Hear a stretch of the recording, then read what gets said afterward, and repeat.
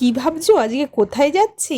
আজকে বেরিয়ে পড়েছি একটু গাড়িটা সার্ভিসিং করানোর জন্য। আর আমি বেরোবো আর বৃষ্টি হবে না তা তো হতেই পারে না। আর এখানে বসেছিলাম গাড়িটা দিয়ে, ভাবছিলাম সময় কাটছে না, একটু ঘুরে আসি।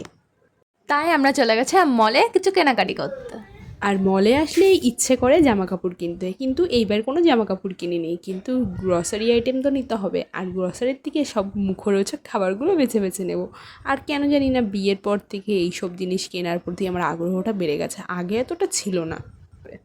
মল থেকে বেরিয়ে পেয়ে গেছিলাম আমাদের খিদে, তাই আমরা চলে গেছিলাম মোমো স্টল মোমো খেতে।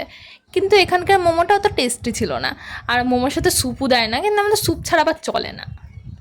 কিছু ছবি তুলে চলে গেছিলাম আমরা শোরুমে, গিয়ে দেখি আমার গাড়ির অবস্থা কিছুটা এরকম। আরও কিছুক্ষণ অপেক্ষা করার পরে গাড়ি সারিয়ে নিয়ে বেরিয়ে গিয়েছি আমরা বাড়ি যাওয়ার জন্য। আর বাড়িতে আসতে না আসতে বসেছিল ইনি খাবার দেখার জন্য আমরা কী কী এনেছি। আচ্ছা, আজকের মতো বাই বাই। ভিডিওটা ভালো লাগলে একটা লাইক